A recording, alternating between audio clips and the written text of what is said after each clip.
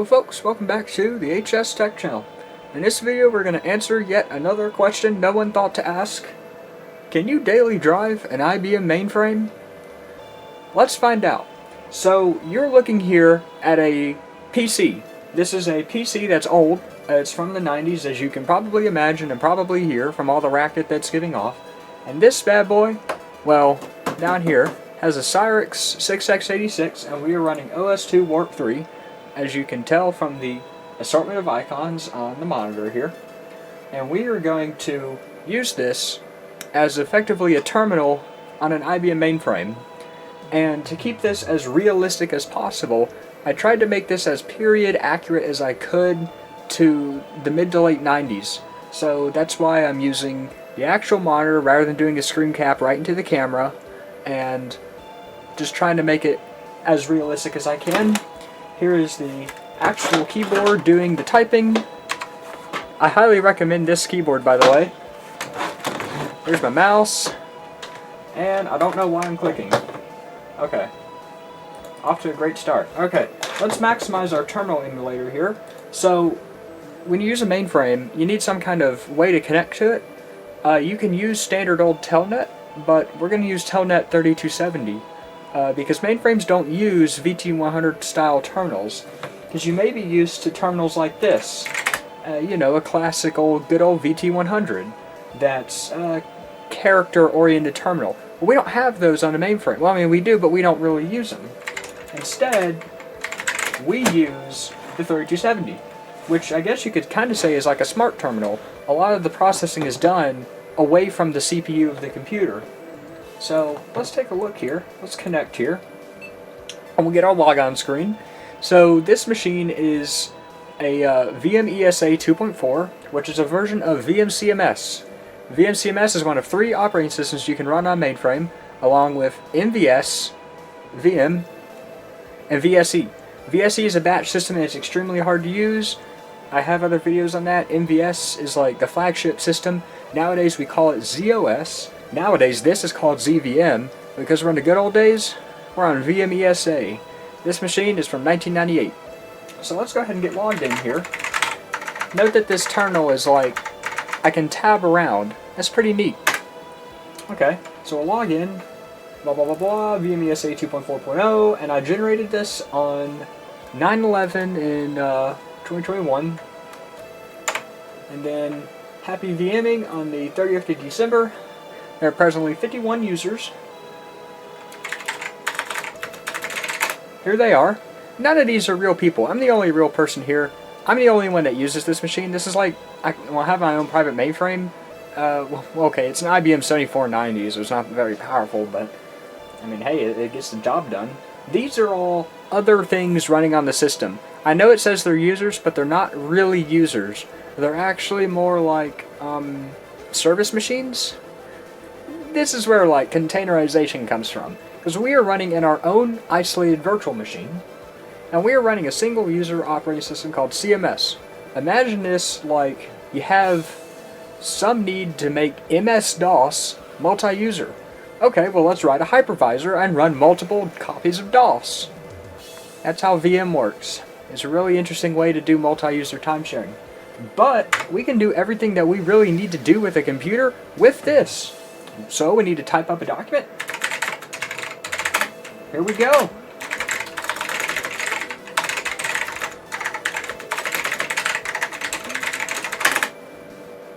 And I know this editor looks kind of cumbersome and hard to use. This is called Xedit. Let me zoom in here to try to get a slightly more view. There we go.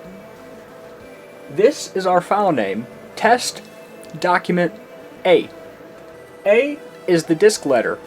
Think of this like the working directory, you know, like multiple drives on DOS. We're on A.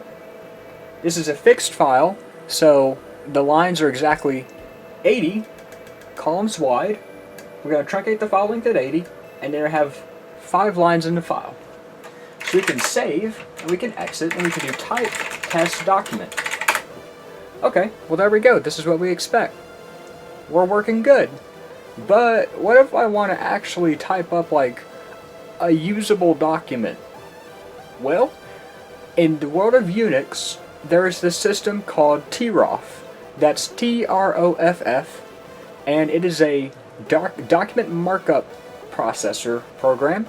And if you know man pages, you know those use TROF. Well, here on VM, this is something you'll notice. This is a theme you'll see with VM, is that it's like an alternate universe version of Unix. You have all the Unix way of doing things, then you have the VM way of doing things, and it's completely different, but also the same. It's so strange. But we have online help here, too. Let's see, what do I not know how to use? Well, I don't know my VMESA commands.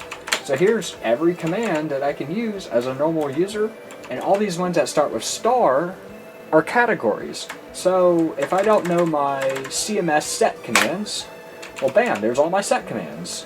What about set border? Okay, well, there we go.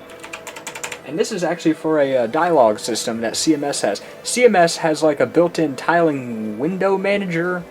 We'll look at that after a while, maybe. It's called full screen CMS. And if you just flat out don't know how to use VM, well, here you go. Here's everything you need to know how to do. Create or change files. Create a new file. That's right, you just use xedit, just like we just did. Enter a text into a file. Well, let's say we want to add new lines to a file. Well, we can use add in xedit, because this is an xedit command, because it says xedit add. And I really have to say, this is how man pages ought to be done on Unix. For whatever reason, I mean, obviously we have TechInfo, or if you want to call it TexInfo, with the GNU project on Emacs, but this is like so much more intuitive. And the thing is, all these files are generated from a system similar to man pages. And let's look at that. It's called script. So I have let's see, here's a good file. Here it is. Now I know this looks kind of weird, but this is a script input file. And if you know TROF, bam, you'll recognize these. Dot and then 2 letters. That's how TROF goes. It's always like that. And in this case, this right here is a document that will generate basically a list of amateur radio frequencies. So I can do script band plan 2. It'll say, script VS. VS does not mean you're fighting the computer, it just means virtual storage. In the 80s, everything IBM made had VS on it because it was so fancy and new. This is from 1991, so we're doing pretty good. So if I push the clear key twice, you'll see here's my document. I can view it just like that, and this is exactly what it'll look like if I print it. And I can also do a really basic file like this. Say I want to center something, .ce1. This is centered. Or I can do a space. This is a paragraph.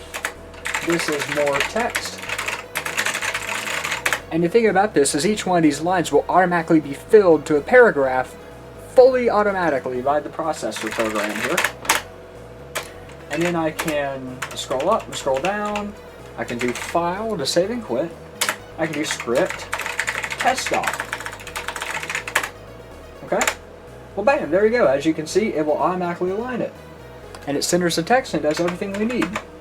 But, okay, well, what good does a document do me if I can't print it? How do I print? Well, there's like a billion ways to print on a VM system. Of course, we have the print command, but we also have the ability to use LPR. And in this case, I'm going to demonstrate it. It's just, you're going to have to like take my word for it that it works. But here's how it's done. If we do script, is test doc. Actually, if I just type script, you'll see the help for the command. We have all these options. One of these is Postscript. Now, if you know anything about modern printing, you'll know what Postscript is. It's basically like the common control language for a lot of printers. And if you have like cups running on a Unix system, it can accept Postscript and convert it to like any other printer out there. So if we do script, test doc, device, PSA, PS out, exedic. Remember, we aren't, or ebdic, I say ebdic, I don't know, I'm weird. It would just, boom, it'll run, and then if we do test.listps, well, here we go, we get a Postscript file. But there's only one slight problem. This is not exactly printable. Because if we try to print this right away, it's not going to work because the lines will get truncated. Because when you print a document on a VMCMS system, it will automatically cut it at however many columns the printer has. So in this case, it's going to cut it with an 80 column filter. So we need to actually print this in a different way. But if we do spool print to RSCS and we do tag device print VLP, what this is going to do is when I print a file using the print command or anything that produces printed output, because the way this is work is this is simulating an entire mainframe. If I do query virtual, it literally lists all the devices on my virtual mainframe, on my virtual machine that I'm using. Here's my console, which is actually simulating an old typewriter terminal. Here's my card reader, here's my card punch. Yes, these are both real things. And here's my printer, and then here's a bunch of disks that I have attached to my user here. But this printer right now is going to be redirected to a special user on the system called RSCS. And this handles networking, printing, spooling, all kinds of crazy stuff, and inter-system communication. And I told it, I need you to redirect my file, because I did that tag command, I need you to redirect it to a link called VLP. So if I do special message RSCS, so this talks to RSCS user with a command, query VLP, it's going to say, oh, link name VLP, release type LPR. Bingo. This is actually talking to a Linux server, which is sitting right there, that's running cups, and it will process whatever we throw at it into a Postcript file. So if I do script test doc print, bam, print file sent to RSCS, and then at this point I can go look in the shared directory on that server where cups throws out its PDFs, and it'll be right there waiting. But what if I want to print that Postcript file? Well, I can do that too. Script test doc, device PSA, PS out ASCII. We want to erase it. Oh, it would help if I type that correct. But if I type test.listps, it's garbage. Because mainframes don't use ASCII, they use EBCDIC as the character encoding. So this is not really helpful. Although note that it is actually able to read some text because the file is actually transmitted with EBCDIC encoding. But at this point, I can use the LPR command. Well, let's say I don't know how to use the LPR command. Well, here we go. LPR file name, file type, open bracket, and then I can do printer at whatever, and then I want to say, because I'm printing Postcript, and then I don't want it to do any weird conversion, so we'll tell it binary, wherever that is on here. It's somewhere. So we just do LPR test.listps printer VLP at 1.100 Postscript binary. And it worked. Again, I just saw the hard drive LED on that server flash, so I know it's there, but I can also print to a real laser printer if I want, because I have that. So, that is a very vital thing we need to do. We need to be able to type up a document on this mainframe, or else we have like the most useless computer. But what if I want something a little bit more advanced? What if I want word processing? Well, DisplayWrite 370 is here to save us all. And now, if you know anything about IBM products, you know about the infamous DisplayWriter, which is one of those hardware word processing boxes, I guess you could say. And this is one of those. And you can see how old this is. This is from September 23, 1985. And this is just an example. So this example was typed up like probably a month and probably several months after they finished the program. But this is a really quite clever program. And we can do all manner of stuff here.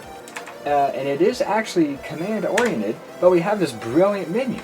So maybe I want to, what do I want to do? How about find? I want to find planning. Yeah, well there we go. Well, okay, that's kind of cheating because I was always there.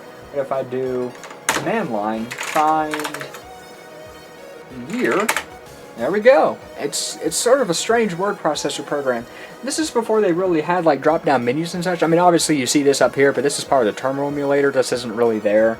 And this is a really good, I guess, a lesson in history, because we have all these various many things. Like, here's paginate. And we can... that should work. This will paginate the document such that it will... You see, it will automatically insert page breaks for us, because it's assuming a 132 by 43 printer, which is... I'm sorry, an 80 by 43 printer, which is typical for dot matrix printers and also modern day laser printers if you just send them data into the LPR socket, if it has LPR, or if it has like that port 9100 jet direct thing. If you didn't know you can print with Telnet, now you do. We hope you will attend. I'm sure I will. What else do I need to do? Well, I can try printing. Let's see if I can remember how to do that. Print has not been installed.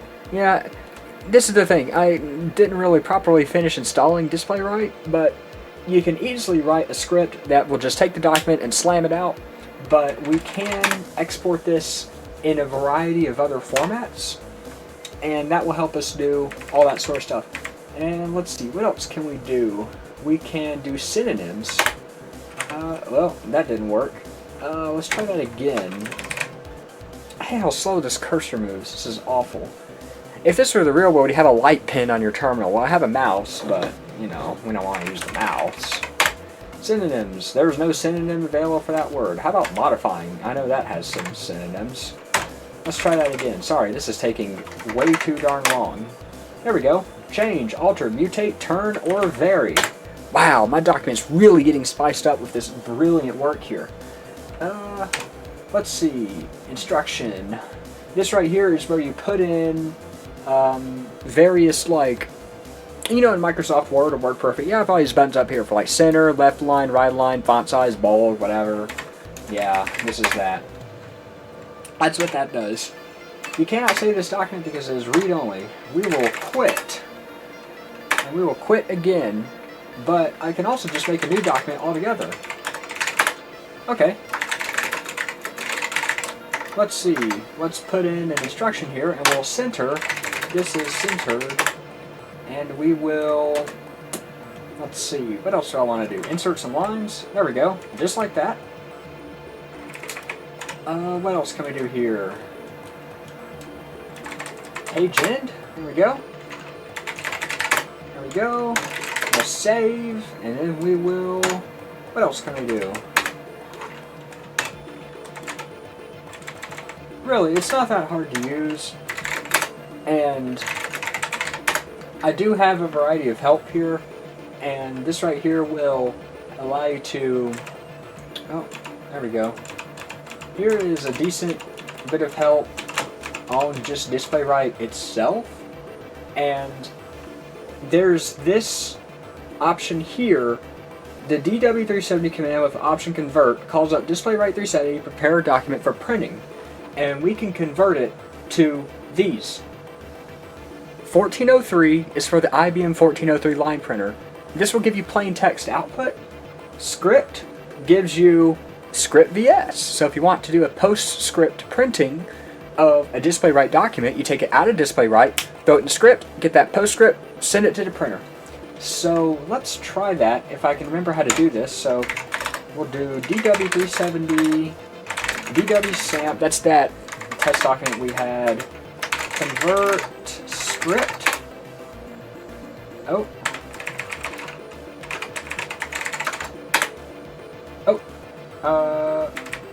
DWSAMP RFTY. Sorry, it's DW sample. If I can spell.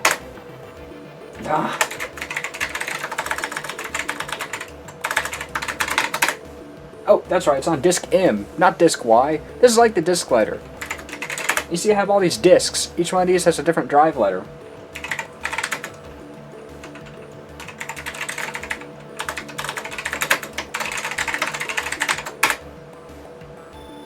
Oh, we have an error. Transform data stream copied. Sure.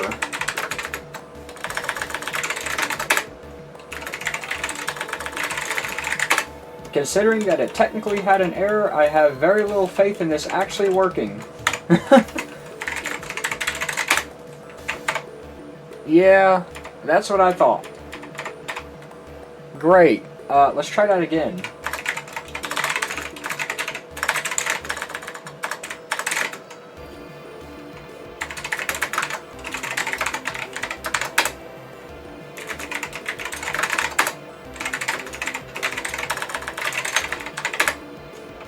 Yeah, I guess I'm just bugging it out.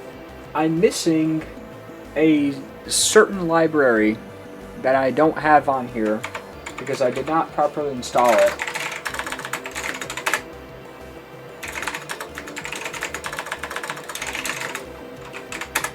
But that's okay.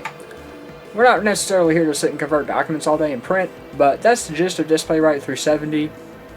It is a general purpose word processor, and if I was on a slightly older system, this machine is relatively new for that ancient DisplayWrite program, so the fact it worked at all was pretty good.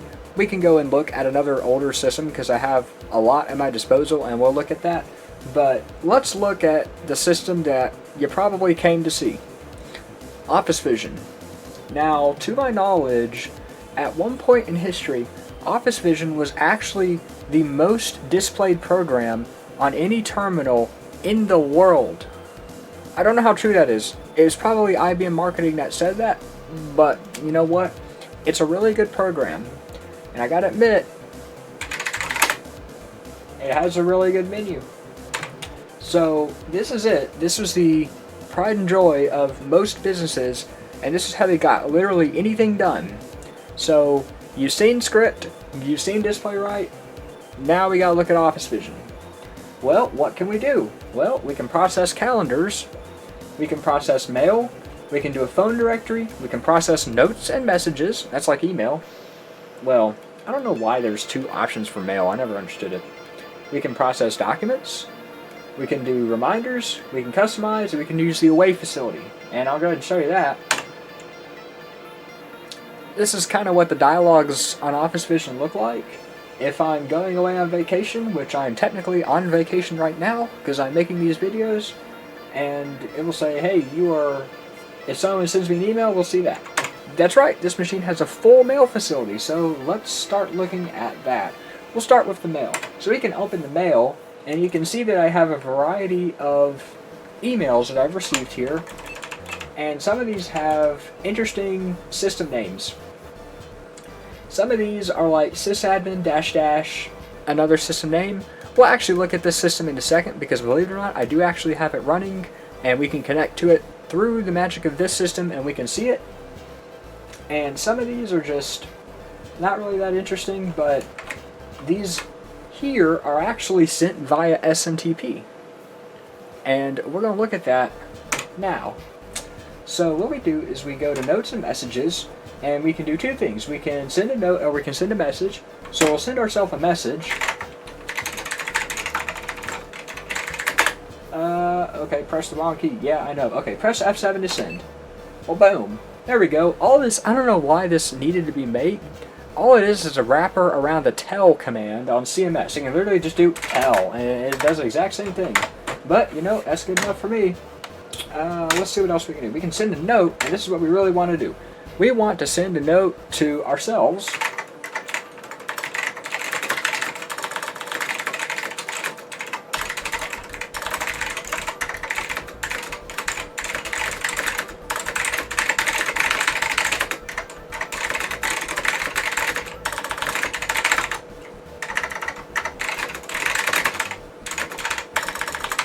Well, I don't really care about spelling, but that's okay. Now, we can do a lot of stuff here. We can push options, and we can do all this stuff that we don't care about. We can proofread. Let's check the spelling. Because believe me, I made some spelling mistakes. Yeah. So there we go. Let's see. Let us do that. Machine, machined, or machines? Well, it's obviously machine. Really? Wow, I really can't spell. Yeah, let's try that again. Interesting? Oh, come on, we can do better than that. Let's spice it up. Give me a synonym. How about is really not that interesting. Oh wait, hang on. Oh, that's ridiculous. How about benefit? Beneficial. There we go. And already known. No, that's okay. That will hyphenate something for us. Okay. So we're good to go there. So let's get out of here. Alright. We're good. We checked the spelling. Let's check the reading comprehension level. And we need to make sure we're at least an 8th grade reading level. Now, this goes from grade 4 to 16. If you're in 16th grade, please graduate with your PhD. Okay, so there we go. We have proofread grade 8. Apparently beneficial is not a grade 8 word. Okay, so I have to ask you, can your mailer do this? You know, that's great. Alright, well let's go ahead and send it off. So we push F6 to send it. And the moment I press enter again, it's going to tell me I have mail. Message from test mailbox. It's test because, I mean, I never expected it to really, like, work, but okay. So we have a reader file sent from test mailbox. So we have a file sitting in our reader, and like when you get emails, they just stack up in your reader, and you can use the reader list command to see them. Okay, this person, me, has sent me mail. If you haven't figured out by now, I go by my middle name. Let's go out of here and let's open the mail. Oh, but look at that, it's in white. Well, well, well, what have we got here? Looking good to me. Alright, so we are booming here. So at this point we can actually, you know, we'll reply to that. So we can do a slash to select, and we can do F4 to reply. All of these have short commands, by the way. Every single one of these. You can absolutely fly through this program if you know all the hotkeys. We'll send, your note has been sent, and the moment I press enter again, there we go. So if you're just sitting here, you're just like, you know, you're super popular, you know, everyone is just sending you mail, it will just work. Because the moment I push refresh, there we go. So if you're just getting like hecka emails, you know, F5 all day long, baby, you'll get them right here. And there we go. Yeah. So it kind of has its own thing. But we can actually do this through SMTP as well. So if I go back to the notes and messages thing, and I send a note, I can send a note to me at 192.168.1.186. I'm going to minimize, or I'm going to shrink this, and I'm going to telnet to 192.168.1.186. And this is a Unixware machine. And I lied, my username is actually user. You know, we're just going to ignore all those.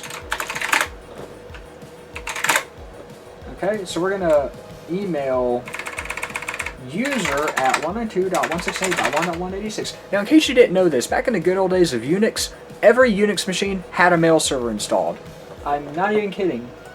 This machine that we're talking to, now I could plug in a host name, and in fact, I could plug in any internet host name. This machine is actually configured with a relay host. I can send email to anyone on the internet with this, although I'm not going to demonstrate it because that's ridiculous. But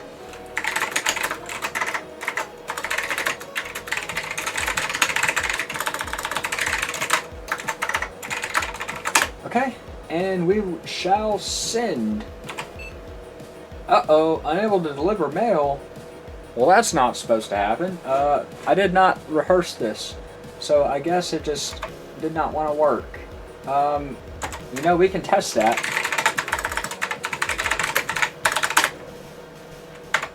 Well, it is in fact listening. I am not sure why that is not working.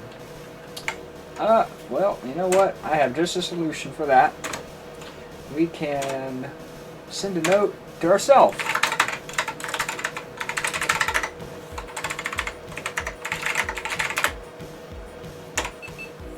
Unable to deliver mail. What is this thing's problem? Oh, I bet I know what it wants.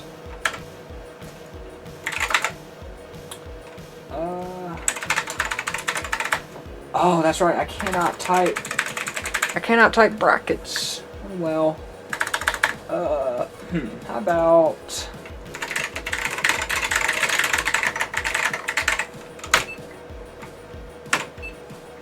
Oh, okay. Well, that worked. You know, let's log out of here.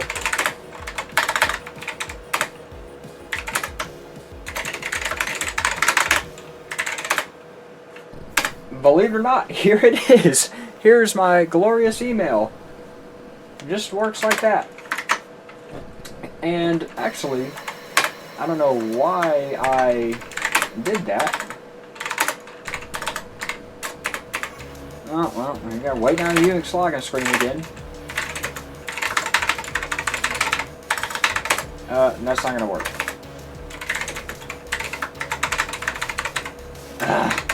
I cannot make a single typing mistake because the backspace key doesn't work, and if I think about that, I make typing mistakes.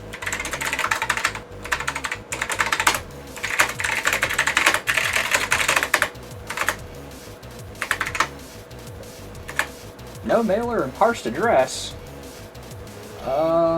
Okay. Well, that's definitely a Unix error of all time. Oh, we have mail waiting. Let's see if that worked.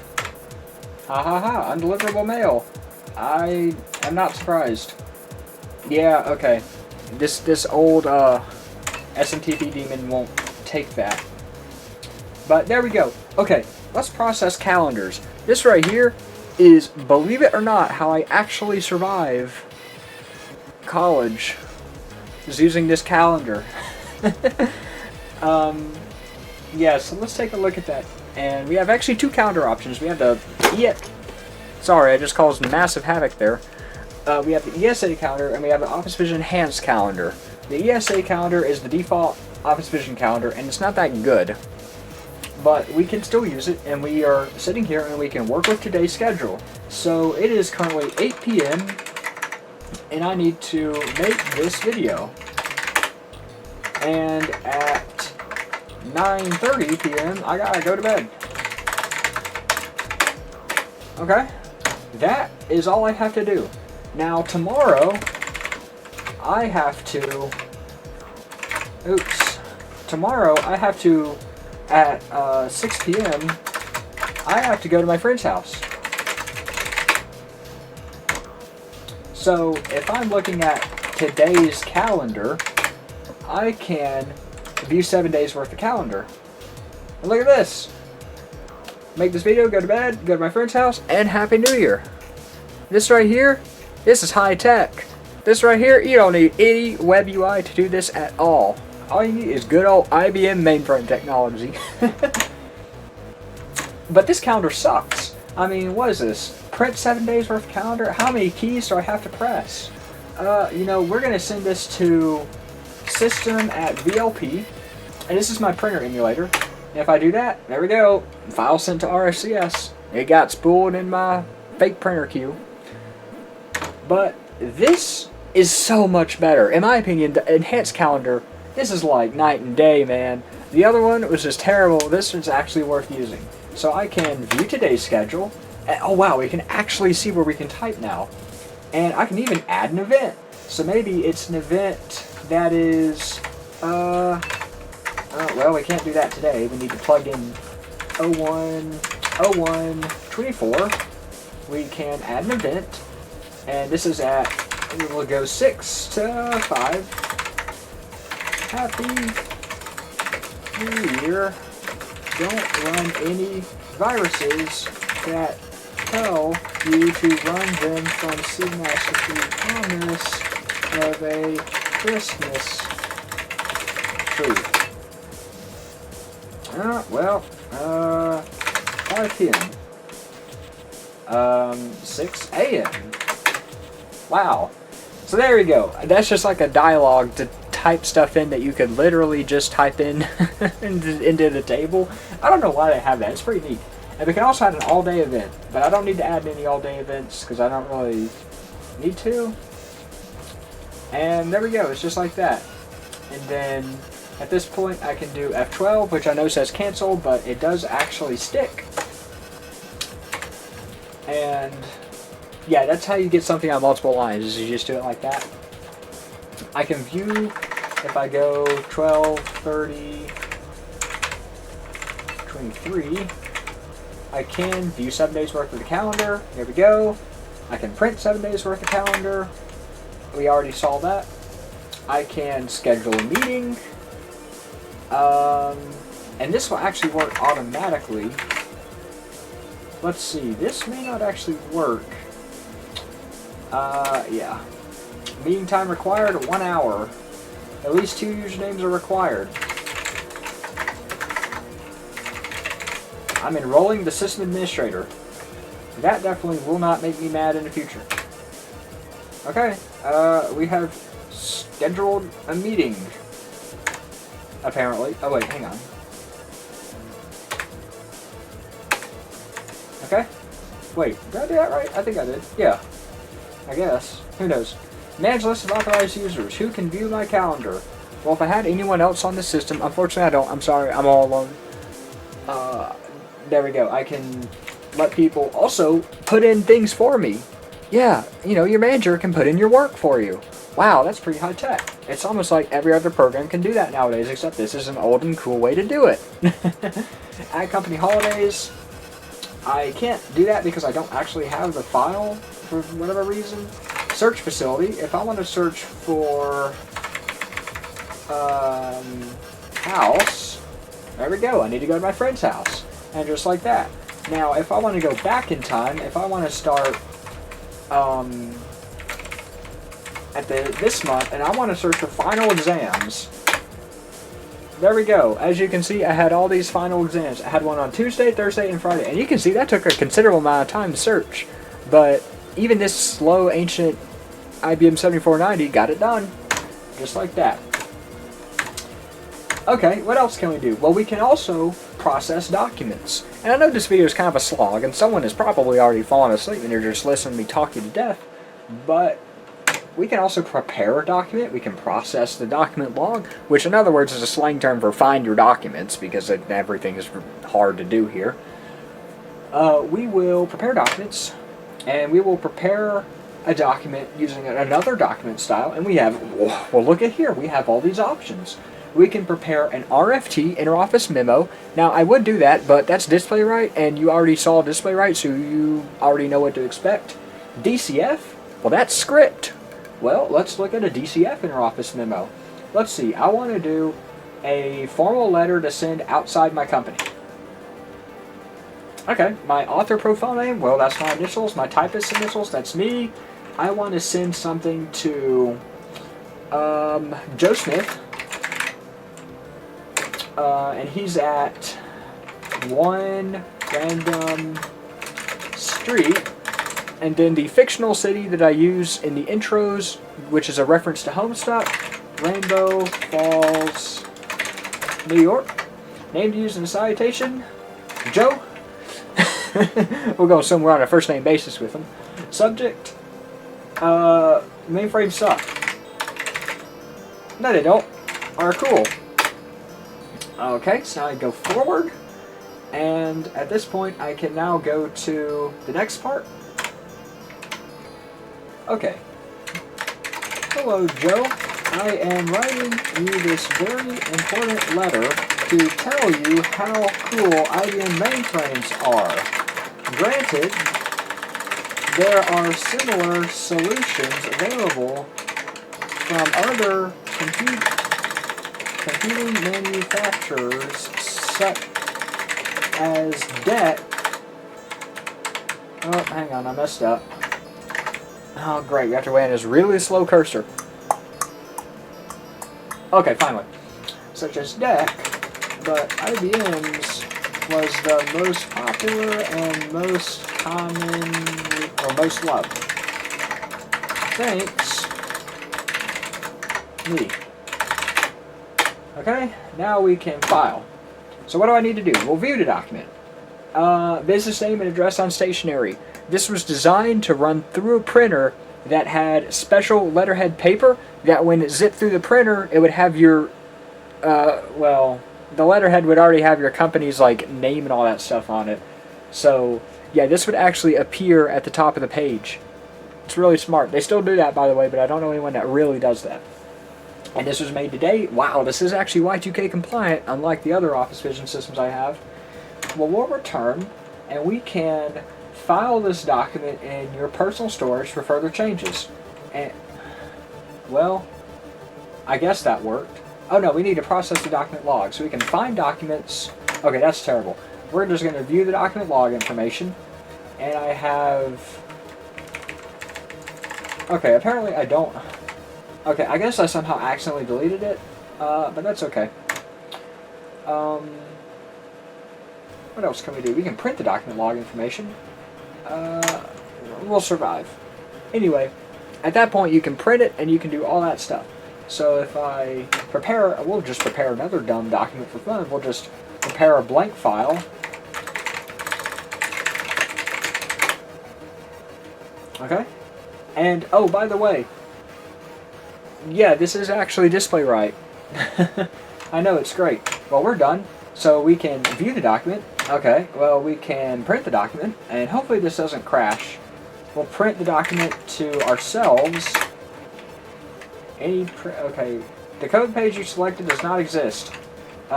Refer to display right message for problem determination. I assure you, I did not get anything. But we will file the document in our personal storage for further changes. Okay, so there we go. If I li star rft, okay, vaporize. I guess I somehow bugged Office Vision. I don't know how I did that, but I'm legitimately not surprised. This is kind of haphazardly installed. Okay, but that's what we can do. And we also have a phone directory. However, I don't actually have it configured because I have a blanked out phone database. But this is actually a really neat program. This wasn't a program that was really ever, like, released. This is actually, like, lost mainframe software. IBM never actually sold it alongside Office Vision, which is a dang shame because this program's great. You know, take it from me. Yeah, I totally know how to use it. I don't. But that's because I had a working CallUp database. That's what that program's called, CallUp. If I run from here, CallUp. There we go. I don't have a working CallUp database. Actually, QDiskM. Oh, well, that's on sysadmin 399. Well, that's where everything is.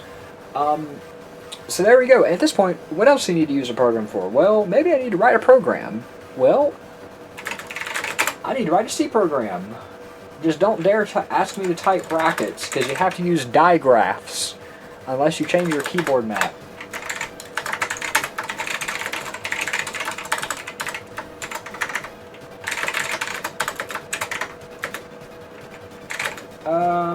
Let me think. Okay, you know what?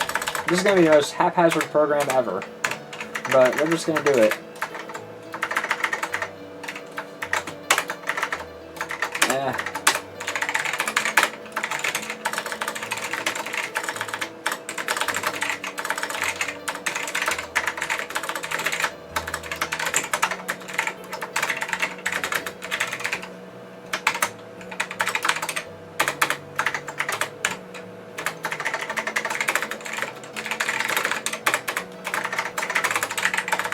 Ah, man.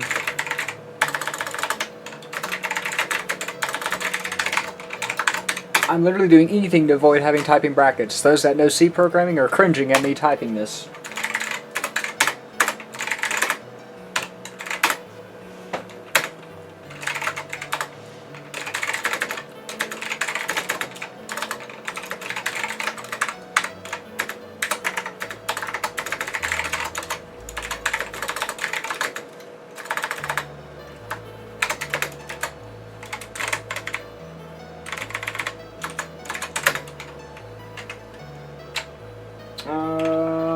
I actually don't really know what I want this program to do. So we're just running that mallet call for nothing.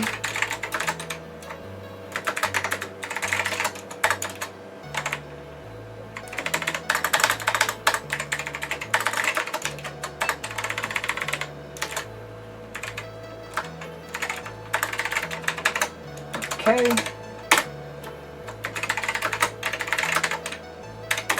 And we'll be a good steward and we'll free that just for fun. Okay, so we compiled it, now we have to link it.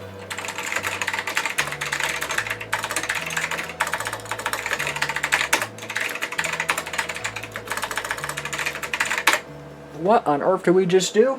Well, we compiled it, we loaded the static library, and then we loaded the dynamic library. Yes, VM has dynamic linking. I know. Imagine modern programming languages having that. And we can run it. Wow, 0, 1, 2, 3, 4, bye. We got it. Okay, well, we can actually do email and all that stuff without Office Vision. We can do note WC at VMUSA, and we can send a note to ourselves over the NJE network protocol, just like this. Okay, just like that, and I can send it. And we already got it. But because we technically send it to ourselves, we don't get notified of it. So we can peek it. There we go. And when we're done, we can hit F9 to receive it. But here's a famous bug. It detects that you have a note that you sent to yourself, but you can't receive it. Even though it did receive it. So don't actually email yourself on VM. That is still a problem to this day on the latest ZVM 7.3 systems. But we can also do note WC at... okay. This will be fine.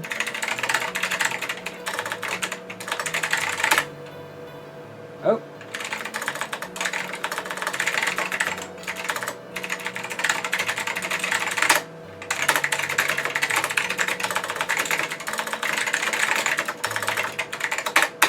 Okay, send. SMTP, bam. Send ourselves an email over on that Unix machine. And really, you can receive emails just as well, because if we query an active user, there is in fact an SMTP server running. It's just like that. So, can you daily drive an IBM mainframe? Well, I need to surf the internet.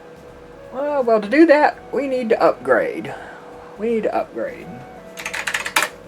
Let's log off. Let's reconnect. And let's hope this works. Okay, great. PVM has decided to lock up. That is exactly what I didn't want happening. Oh. PVM is like, that's a networking service machine that I just reconnected to. It's like remote systems. Please connect.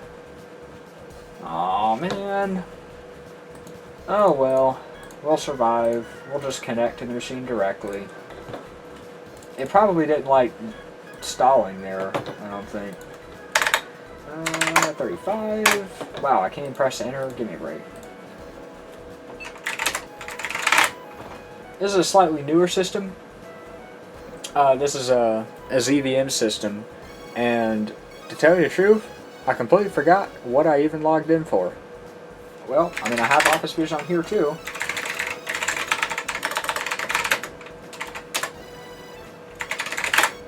Oh, well, that's not the right password. Oh well. I had something good lined up that I completely forgot. I mean, I do have a newer C compiler on here. This one can handle C++. C++ 98 or something like that. It's not even that new. Oh well.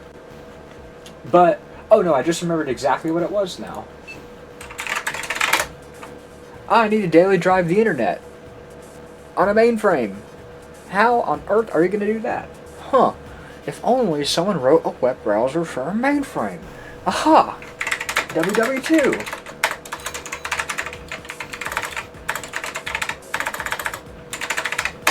Well, well, well. That's wonderful. I can browse the web on a mainframe. Probably wondering why didn't I run this on my VMESA system? It's because I didn't install it. I just never bothered to, even though it works just fine. And let's see, what do we want to click on today? I want to go to guides. What do I want to read a guide on? How about, there we go. Digital voice. Huh? Yeah, look at that. I'm browsing the web on a mainframe. Who'd have thunk? Yeah, it's perfectly doable. You can do it. But I don't think it's really like that cumbersome to really do. I mean, technically this is a modern ZVM system. I mean, it's modern enough. It's running on my friend's Z114, but this is something that you could absolutely run a Linux virtual machine under. Now, I don't have one running. I can try to bring one up. Let's see. Okay. Jet 1. Oh, okay. I don't have the disks available. Well, okay. Anyway, I was going to demonstrate that, but I guess that's just not going to happen because the disks aren't connected to the system. But that's okay. I can demonstrate Z-Linux sometime in the future. It is legitimately one of the strangest ways to run Linux. You literally load the kernel from the punch card reader. I'm not even kidding. It's really weird. Okay. So, what did we need to do? We needed to make documents. We needed to write programs. We needed to... Okay, documents, programs... We need to send email, we got that, and we can do that over SMTP, so we can in theory do that on the modern internet. And if you just have like a Unix machine or a Linux BSD, whatever, I don't care, Mac, who knows, run fetch mail and use fetch mail to feed all the mail into the VM system to your user ID, that works just fine. The reason I stopped doing it is because I ran out of space on the Office Vision storage allocation that I gave it, which was only 10 megs, and that filled up pretty quickly with those modern bloated emails. But hey, other than that, it worked fine. And we even browse the web. So that is 5 things that we reasonably need to do. But, oh man, I'm so bored. I need to chat with my friends. Why do I keep logging out of this? I'm never going to get out of here. Oh man. I need to chat on IRC. Hang on a second. Hang on, I gotta edit the configuration file for it. Server. Yeah, that's right. Okay. What? That's ridiculous. Connection refused? Well, I can't say I didn't expect it. I forgot to start the IRC server on one of my servers. Oh well. I can even use IRC. And you probably went, okay, well, there was no way this supports SSL. Oh, you're in for a surprise. Believe it or not, VM does support SSL, and not only can you have encrypted 3270 sessions with SSL, you can have HTTPS servers, you can have FTP that is running over SSL, your SMTP server can go over SSL, everything you need on this very old system is fully modernized. For instance, if I do query names, you'll see the service machine that processes SSL, among like 50 other things that no one cares about. And it's just that easy. And if I connect to... Actually, if I disconnect, and I connect here, and I do open SSL S client dash connect 192.168.1. Oh man, was it 41? Colon 992, if that is the correct IP. Well. We just established some kind of connection. ZVM 7.1 online. Press break key to begin session. You're probably wondering, huh? Well, if we telnet to that same machine, we get the exact same thing, but it's not encrypted. So there we go. And if we do man C3270, and we remember our 3270, if I can remember the option,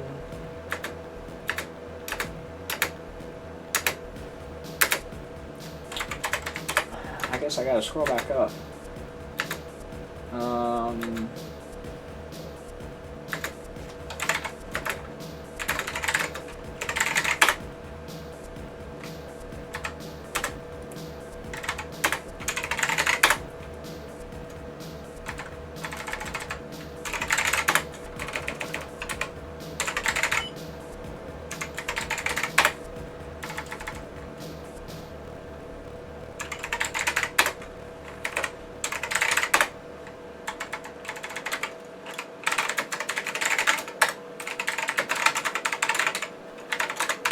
Please work. Okay, we gotta wait around forever while it negotiates. But if that worked... Oh man, I got booted out of my session. Oh, that's right, I forgot to do Okay.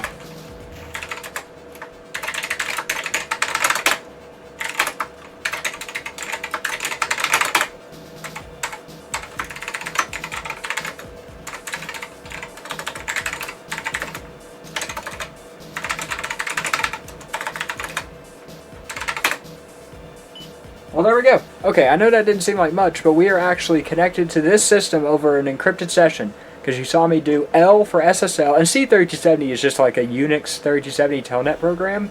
It's the same thing as what we used here on this ancient version of IBM Personal Communications from 2000. It's a lot newer than I thought. I thought this was from the mid-90s. Okay, well, I'm even surprised that it's working on this 1995 version of OS 2. Oh well, I can sit here and use this.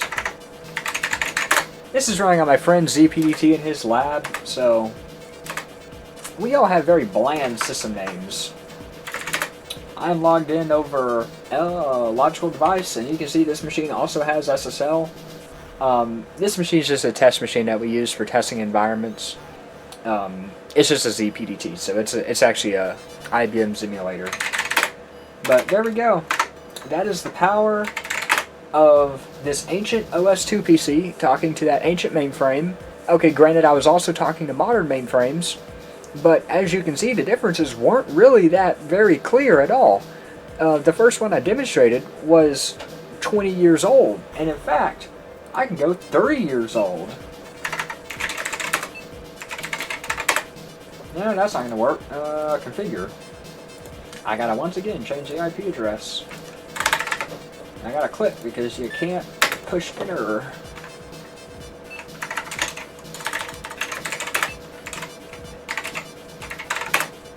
Ah, link's not connected. I bet all the links disconnected. Oh, that's okay. Let's connect directly to it in that case. And that's on .47. Is it .47? I don't even know. I doubt it. We're sitting here forever. I don't think it's going to pick up. Oh well. Anyway, I was going to pull up an appropriately old system that is truly out of date. A VM ESA 1.2. Actually, you know what? There's no reason to not be persevering.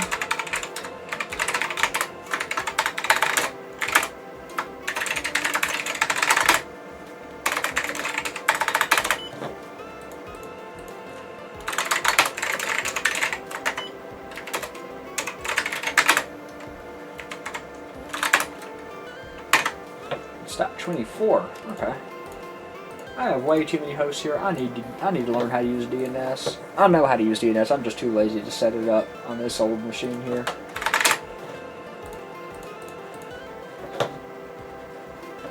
Well, I guess it just flat out does not want to work.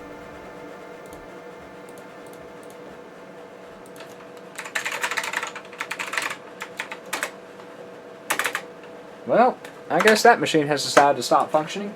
To be fair, it was a virtual machine under the machine we were looking at. But it hasn't got any 3270 consoles to find, so we can't dial to it. I know that sounds ridiculous, and I agree it is. But it was a test to see if I could survive without doing that.